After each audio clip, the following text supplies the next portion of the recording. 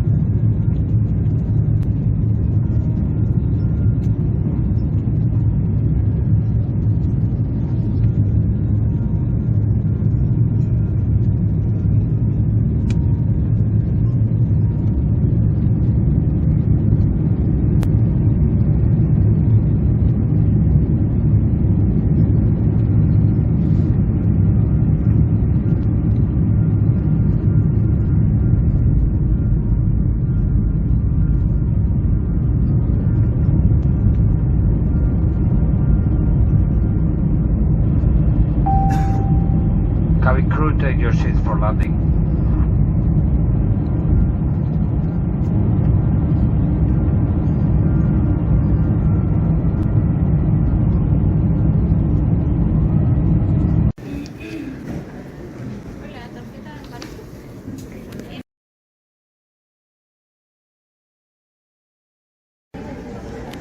Voilà, départ pour l'île de Pâques. Ben, ce fut un poème, hein. Contrôle de police, de formulaire que je n'ai pas, enfin, j'étais à deux doigts de pas y aller, quoi. Voilà l'avion, donc j'ai mes papiers, j'ai tout. Nous voilà partis.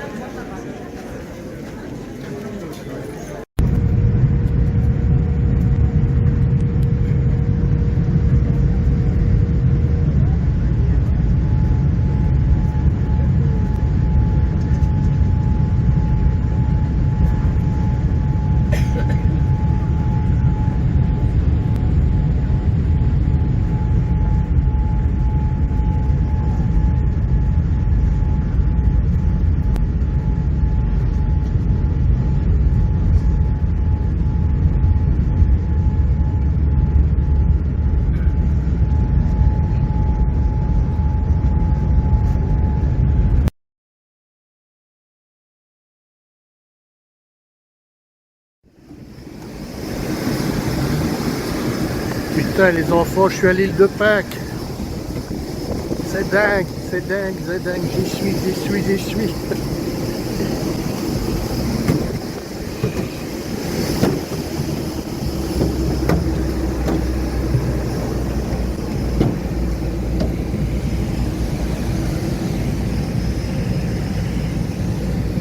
Me voilà arrivé. C'est fou. C'est fou. Des années que j'en rêve, ben voilà. J'y suis, elle est là.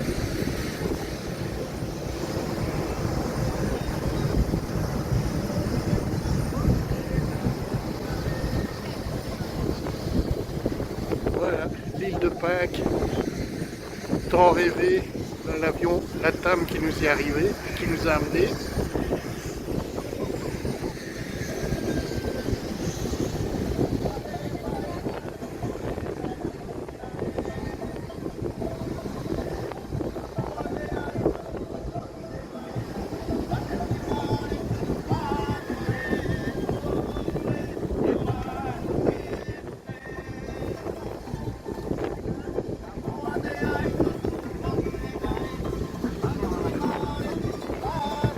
Déjà un petit folklore pour touristes, je ne dis pas plus pour touristes, oui, mais enfin c'est bien sympa.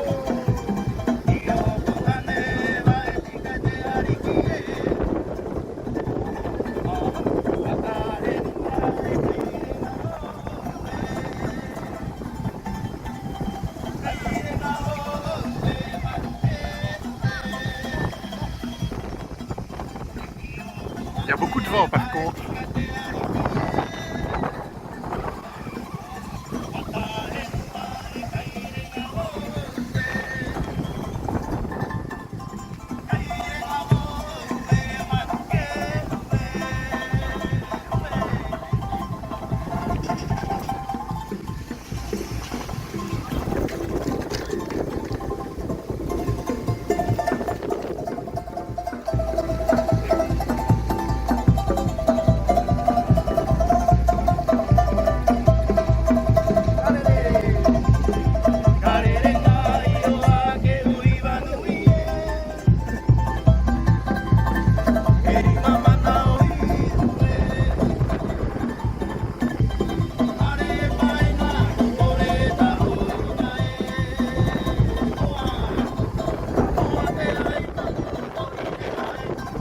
Plein été, il y a un petit peu de vent, mais il fait chaud, donc j'étais habillé un peu comme à Bruxelles, mais voilà déjà la végétation qu'on trouve ici.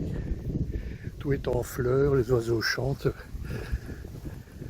C'est le plein été, ici on arrive, ouais, c'est l'hémisphère sud.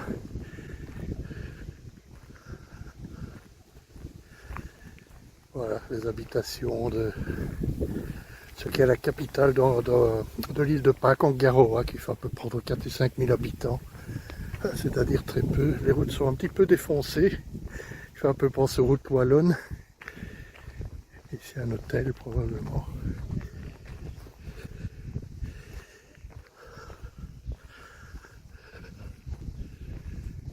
Et voilà, petites habitations.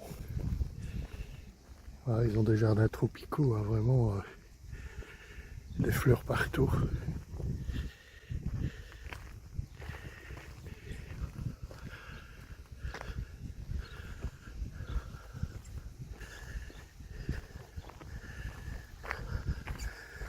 Petits oiseaux qui chantent. Ça fait un contraste avec l'hiver, le début de l'automne chez nous. Voilà, des palmeraies.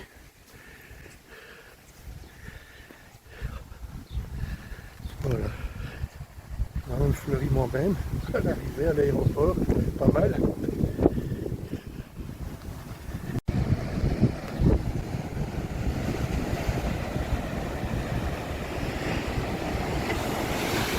Voilà les énormes falaises de l'île. Avec le cratère d'Orongo là-bas derrière, que j'irai visiter peut-être demain ou après-demain. Et voilà, l'océan Pacifique. Voilà, la première terre se trouve à plus de 4000 km. On est complètement isolé. Tout le reste c'est de la roche volcanique.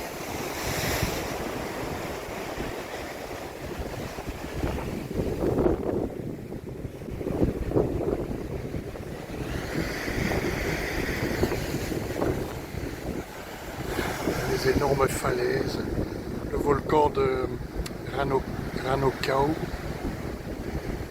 que j'irai visiter plutôt. Il y a énormément de sites archéologiques là. Et là, la petite ville d'Angaroa. Quelques hôtels, quelques petits pavillons, mais on voit que la population ne vit pas richement ici. Hein. Je dois avouer que c'est quand même assez pauvre quand même. Et ici, bien entendu, première statue, probablement une vraie, qui a été mise là.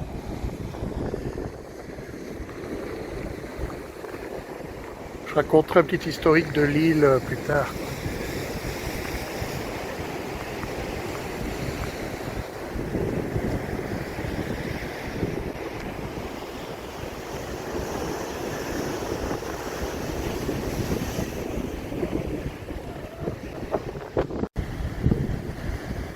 Et voilà encore un autre aspect de l'île.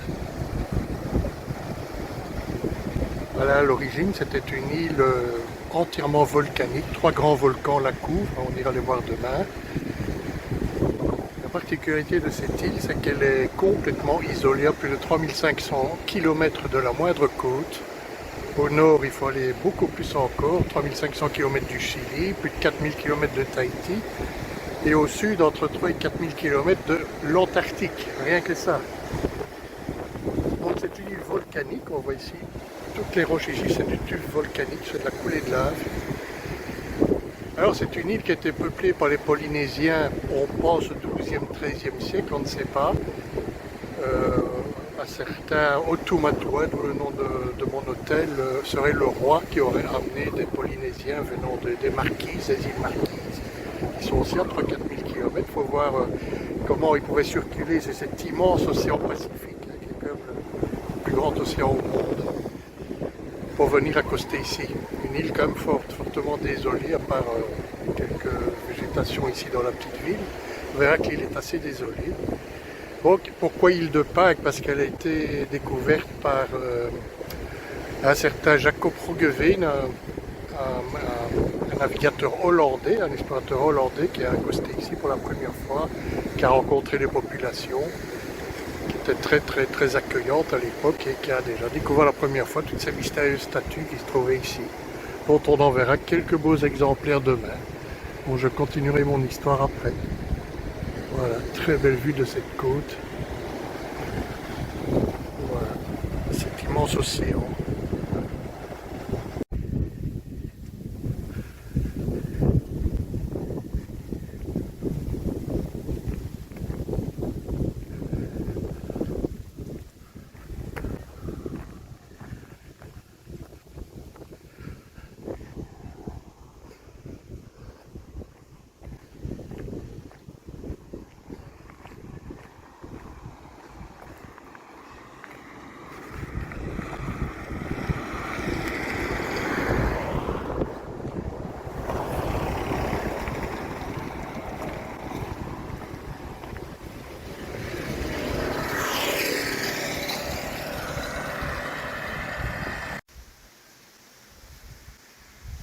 là je me lève le matin, on est le mardi 4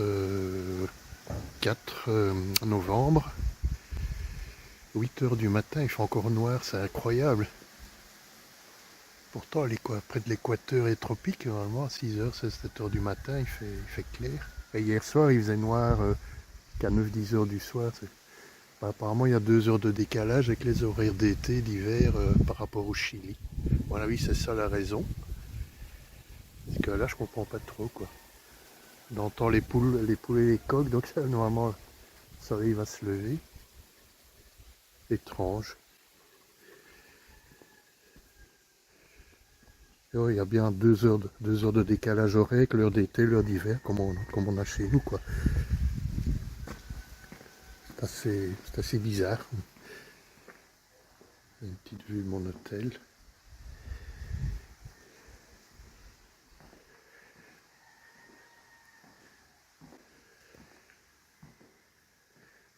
La chambre. Je vais bientôt partir en excursion, voir les grandes statues, les grands sites archéologiques.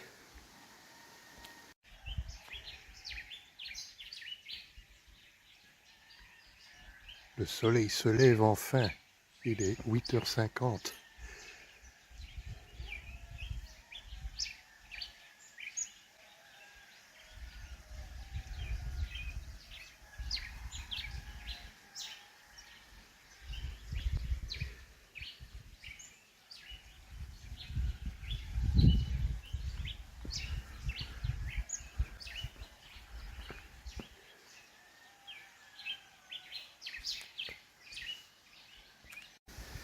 Le gros crétin de touriste ici que je suis.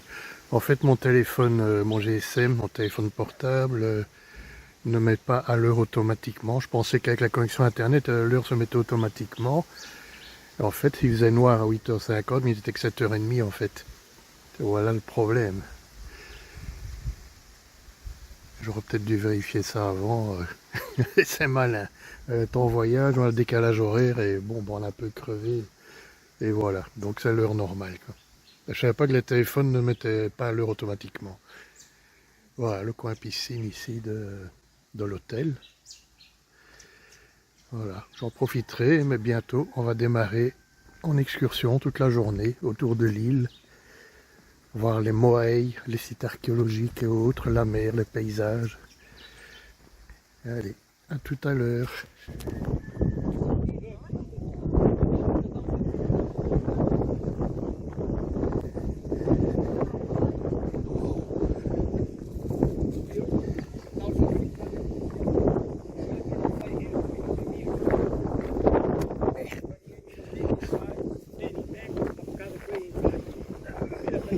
Tranquilo.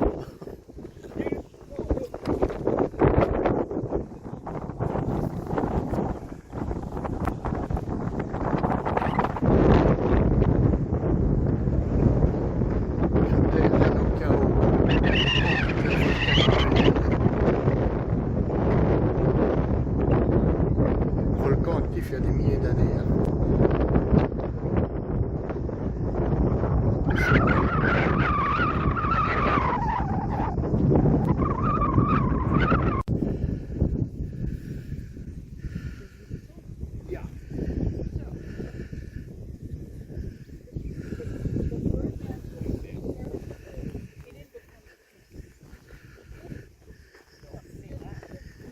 Et voilà Ngaora, le chef-lieu de l'île, pris de hauteur du volcan Naranokao.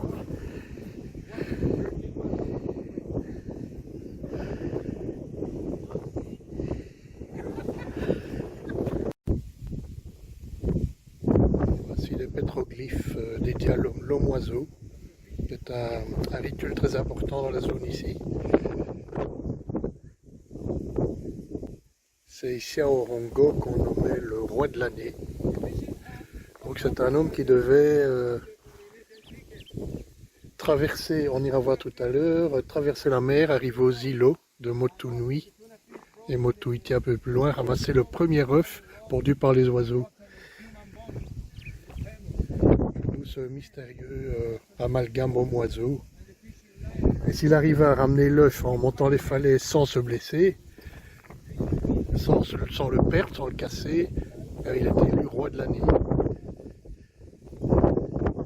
Ça, c'est du temps d'avant les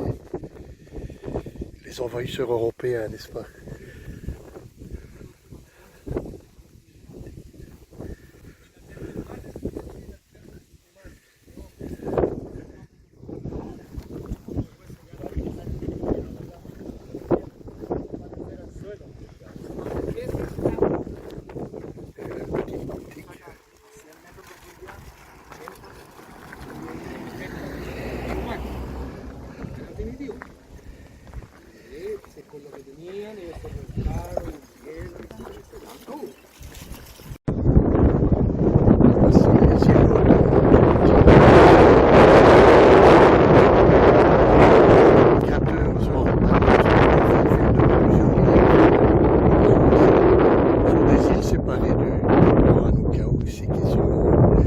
Dernières îles avant, ici des milliers de kilomètres plus loin, vous avez l'Atlantique.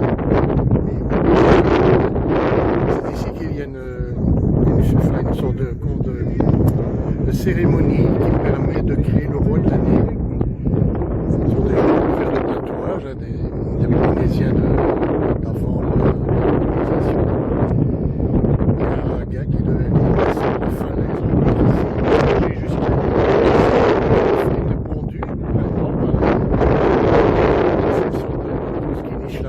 ramener l'œuf sans le casser et le ramener à bon port.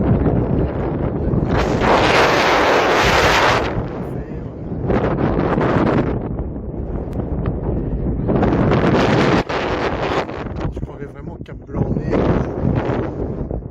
Dans le Pas-de-Calais, c'est pas très différent.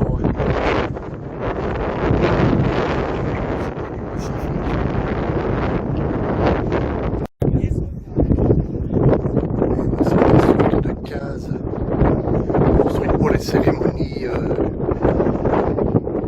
d'émasculant. Ça ressemble assez étrangement à certains monuments qu'on voit en Écosse, en Irlande et dans les îles Orcades que j'avais déjà vues. Ça peut rappeler le style mégalithique de chez nous. C'est étonnant, quand on est à 13 000 km environ.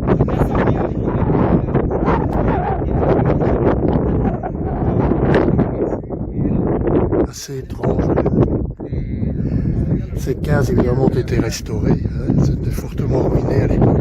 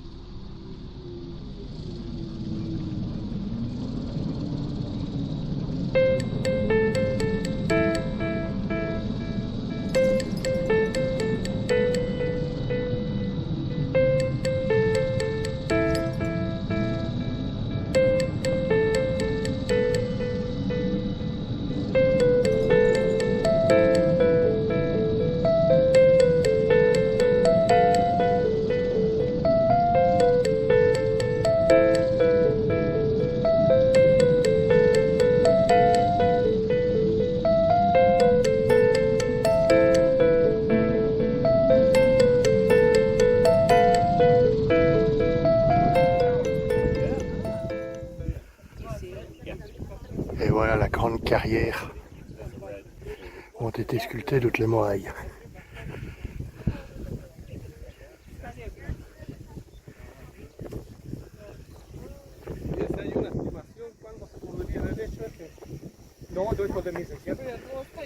Les voilà.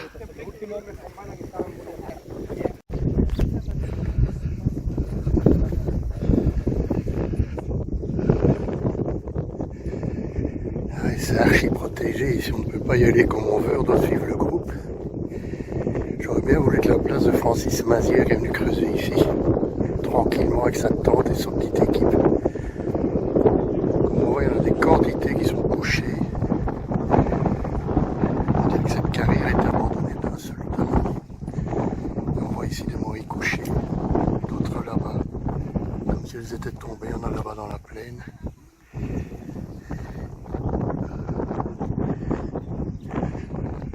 Fameuse carrière, elles ont été sculptées jusque là-haut. Imaginez là-haut.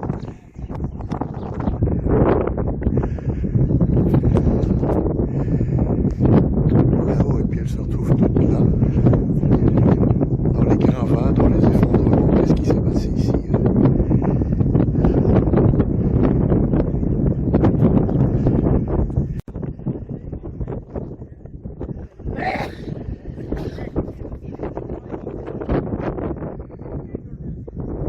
Serait-il sculptées, qu'elles soient ainsi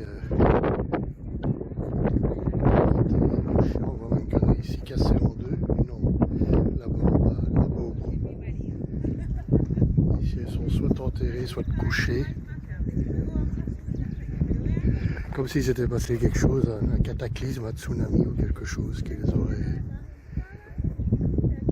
aurait arrêté le chantier d'un seul tenant, quoi. Elles sont sculptées tout là-haut, d'ailleurs on va y aller.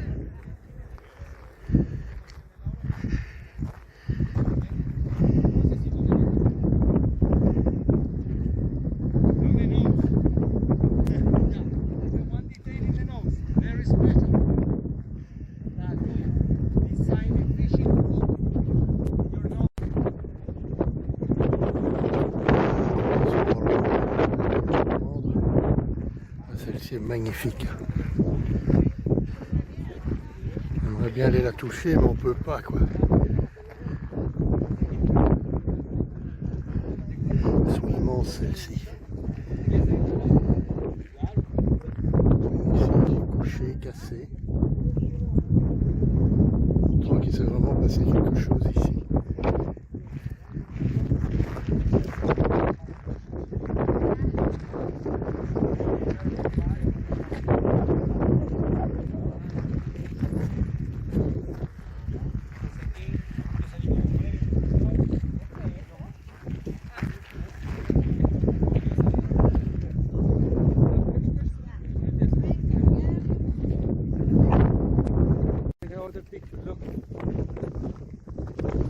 Look the detail in your hands, your fingers, no?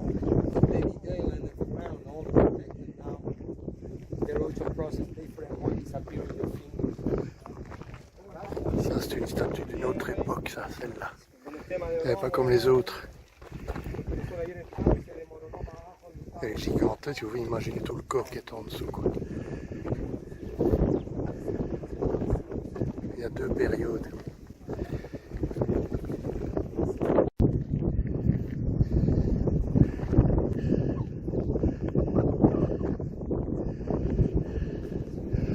Ça se passe de commentaires.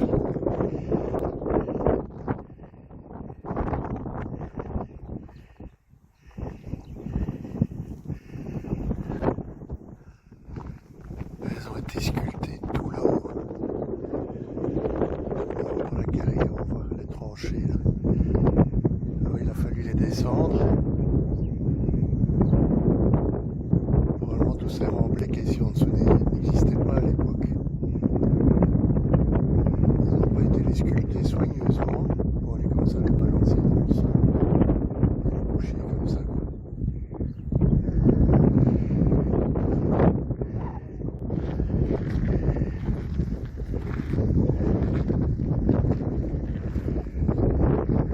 La moitié sont couchés et cassés tout là-bas au bout. Et plus que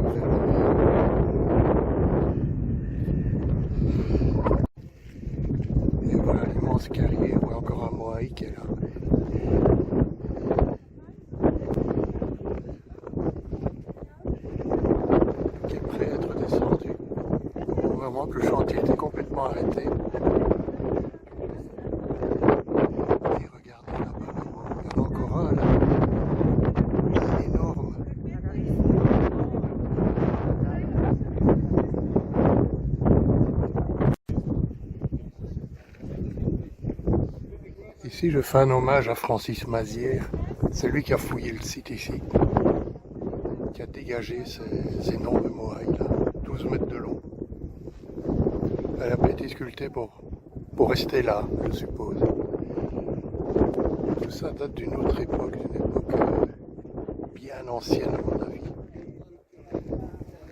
Avant qu'un cataclysme ou quelque chose se produise et mettre fin à ce chantier, car il semble complètement inachevé.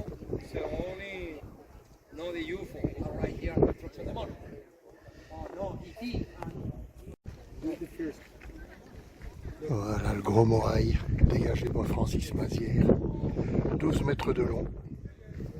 Il doit peser pas loin d'une centaine de tonnes, si pas plus.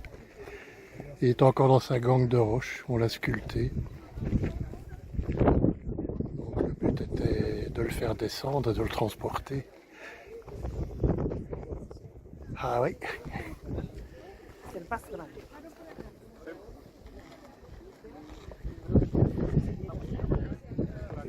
Et toute la carrière est ainsi faite.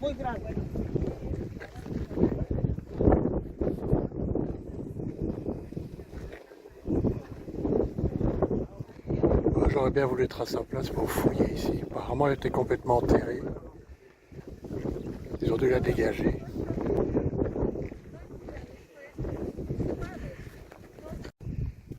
Encore une carrière ici. On voit ici à l'avant. Mais regardez à l'arrière. Vous avez vu le mastodonte?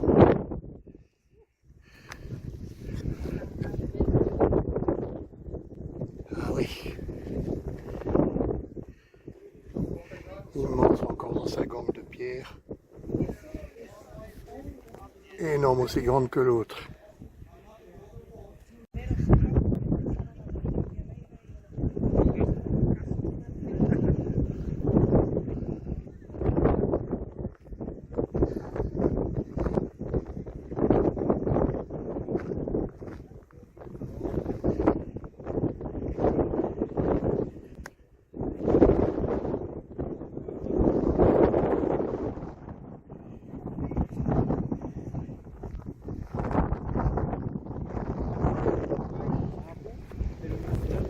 Et voilà la roue à Kaonga. On voit ici tous les moyens renversés.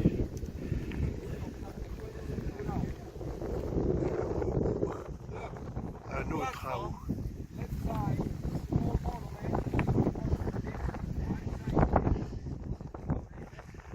Et là, un deuxième. Tous les moyens renversés.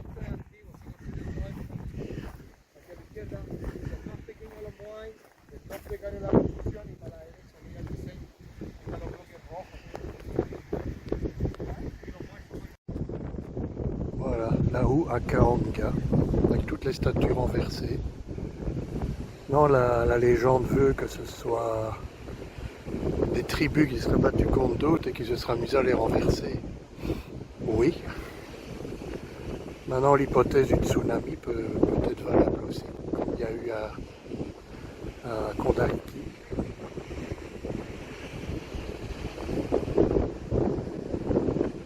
Renversé et brisé.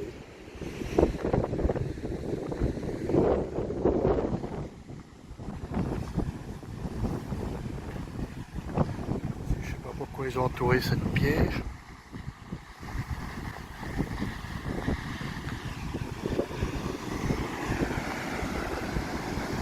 Et ici, on n'est pas au Dressel. Ça y fait penser, mais vous avez devant vous l'océan Pacifique.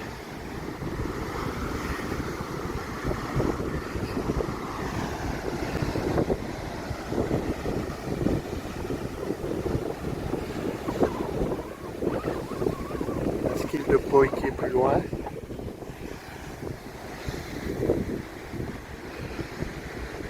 Voilà, vous n'avez pas de côte à moins de 3500-4000 km d'ici. Il faut dire l'isolement qu'il y avait sur cette île. C'est précisément ici qu'ils sont venus construire ça. Allez comprendre.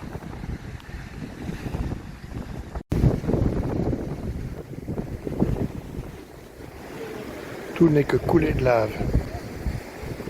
Un paysage fort ressemblant à l'Islande ici. Hein.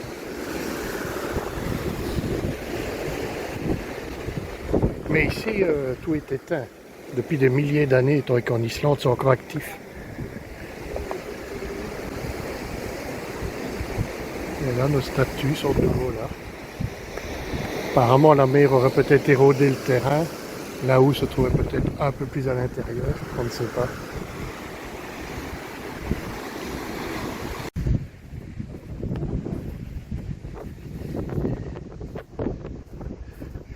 Imaginez qu'on a dû transporter ces énormes moaïs qu'on a vus sur la carrière à Noraraku sur un terrain pareil. Imaginez les transporter sur des rondins de bois avec des cordes sur ce type de terrain qui recouvre pratiquement toute l'île. Je pose la question. Pourtant, elles sont là.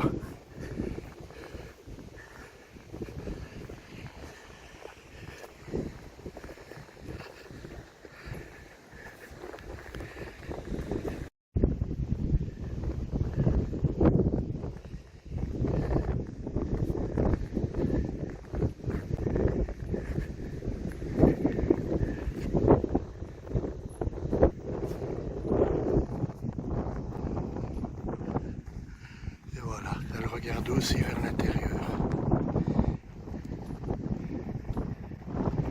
Encore le restant des pierres rouges qui composaient la rue à l'origine. Et ces pauvres statues sont par terre, leurs pauvres têtes sur le sol. C'est triste hein, d'un côté. Elles ont été renversées. Soit la légende veut que ce soit une guerre civile. Entre peuples Rapa Nui qui se sera affronté, qui aurait détruit les statues, ils auraient renversé. Il faut déjà y aller pour renverser ça. Et pourtant pour les Rapa Nui c'est quelque chose de sacré. Vous avez le mana comme ils disaient. Et ici les pukao, donc les chignons, les chapeaux qu'on leur mettait sur la tête, qui ont été précipités jusqu'ici.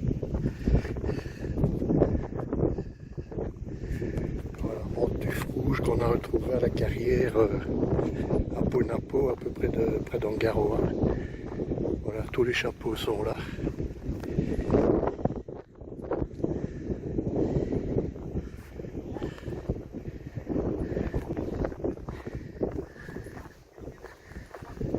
C'est clair que c'est protégé. Hein.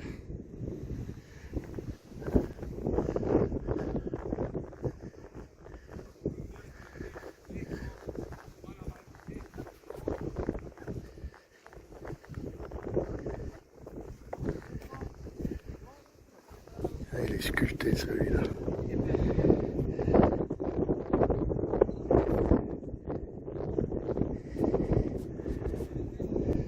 Ça doit être un bel lac. On voit encore les pierres de la plateforme qui sont bien taillées.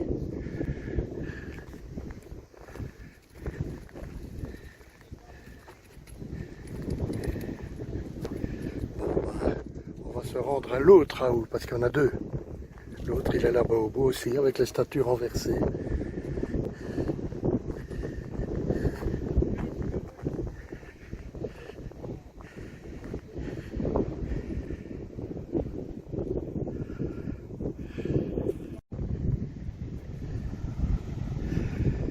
Et voilà ce qui reste du village polynésien. C'était en fait ça, les cuisines, d'après ce que dit notre guide. Ils cuisaient leur aliment ici. Il y a quelques restants, quelques ruines ici qui représentent les villages polynésiens. Chaque Aou avait normalement son village, vu que l'île était divisée en plusieurs tribus. Et ils construisaient ces fameuses maisons bateaux, comme on dit là. Il y a des cavernes là-bas, je suis allé pour explorer un petit peu. Et là-haut, et là-bas. Voilà, donc je vois le logis relativement précaire des habitants et ces immenses réalisations qu'on voit là-bas, quoi. Bizarre. Et voilà, ce qu'on appelle les maisons bateaux. C'était des pierres bien taillées en bas avec des trous qui permettaient de mettre des plantes palmiers, des plantes, des tiges de plantes qui faisaient toiture et qui protégeaient bien. C'était efficace. Ici des pierres bien taillées. Ont-ils fait eux-mêmes ou peut-être celles d'avant, elles ont l'air très bien taillées.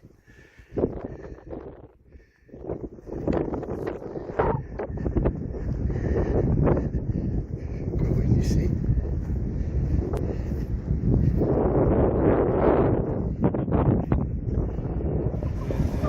Questo però non segna il nome. Chile el este, el oeste, Nueva Zelanda. Crazy. Look my compass. Look my compass. Take your picture. No problem. Nueva Zelanda. No, Nueva Zelanda es para el sur de allá. El este es Chile y el oeste es ahí. Nueva Zelanda es sur.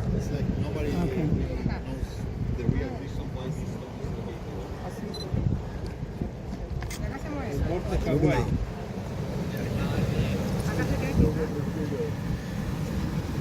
North. Magnetic field. Different color in the sea, turquoise color, the same color waiting in the beach. Coral sand, turquoise color de white. Yeah. Ese color de mar no es Quella è truccata. Una coral abajo, cambia la tonalità. No, che qui sopra risente di questa pietra del magnetismo. La abbassi non ne dovrebbe, però la sua fa quel lavoro, dice quella è truccata. Ma no, ma perché quello del cellulare? Ouais. No, non è del cellulare. Ok. Vamos.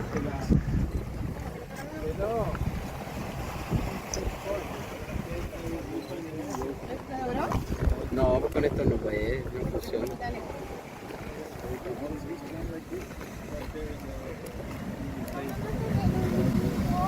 ¿Ah? Allá se puede hacer un dibujo. Small. Luis se fue. Vamos. Not the same This frequency. is Geiger?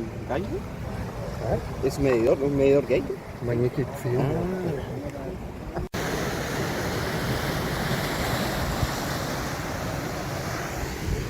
Voilà, espèce de petit champ magnétique autour de cette pierre. Apparemment, il y aura une légère oscillation. Mais je crois que c'est toute l'île qui a des anomalies magnétiques. C'est peut-être une des raisons pour lesquelles les statues sont là. Probablement. Comme nos mégalithes en Europe, hein, c'est la même chose.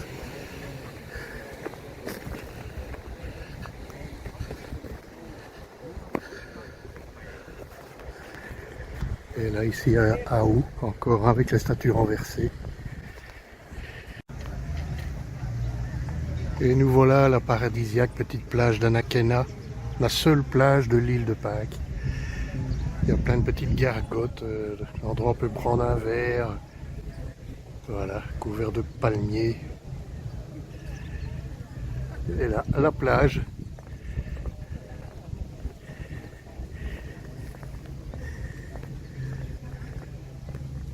Avec des touristes qui se baignent. La seule plage de l'île.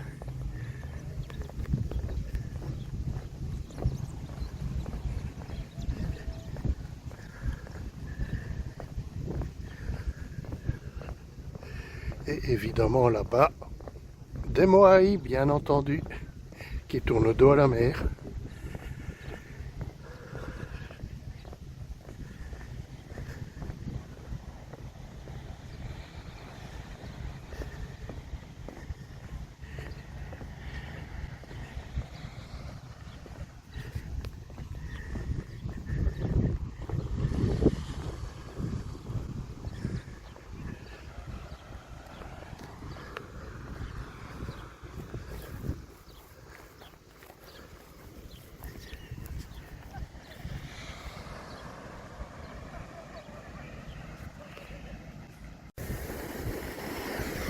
Elle est plutôt fraîche, mais ça va. Malheureusement, j'ai pas le matériel pour aller nager.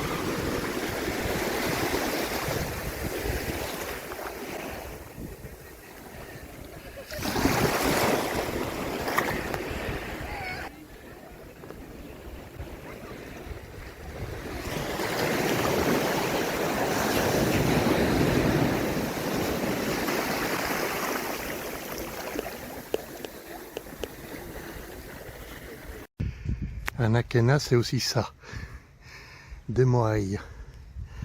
Encore un aou qui a été restauré. On a mis les pukao sur leur tête. Il y en avait 7. Sur les 2 derniers, ils sont pas en bon état. Eh ben, il pleut. Imaginez l'île de Pâques, il pleut, comme en Belgique.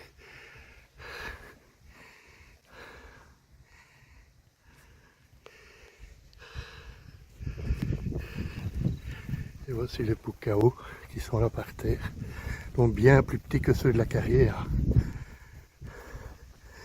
On a continué à les fabriquer, mais avec probablement de l'outillage beaucoup moins élaboré.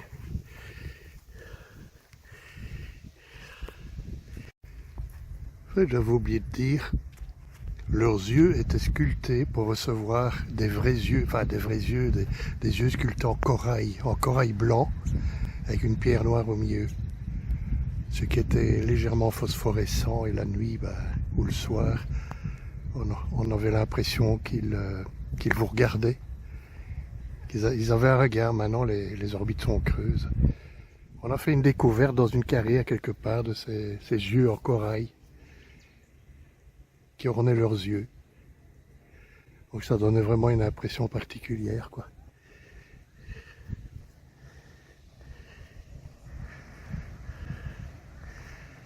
Voilà, la baie d'Anakena. Anak qui veut dire en pascuan, en Rapa Nui, une grotte, une caverne. Donc il devait y avoir une caverne ici quelque part à l'époque. Ici c'est entouré de palmiers, peut-être planté probablement. Alors, la magnifique plage, la seule de l'île. Vraiment la seule. Sur d'autres îles polynésiennes, il y a beaucoup plus de plages. Là au loin, un autre moai. Là, il est là tout seul.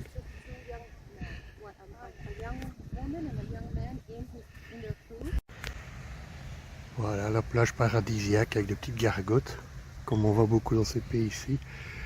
Alors la légende veut que ce soit le premier roi de l'île Otumatua, qu'avec des catamarans venant de l'île Marquise aurait la première fois débarqué ici, sur cette plage. Et pour finir, il se serait installé dans cette île. Donc on ne sait pas s'il y avait déjà des habitants ou pas, ça reste le mystère. Ça devait normalement remonter au XIIe siècle, maintenant les dates on ne sait pas. Et maintenant il commence vraiment à pleuvoir.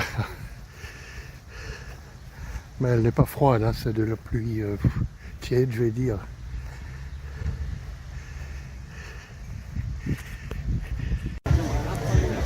Voilà, la drache nationale, ça on connaît. Hein. Tout le monde fout le camp.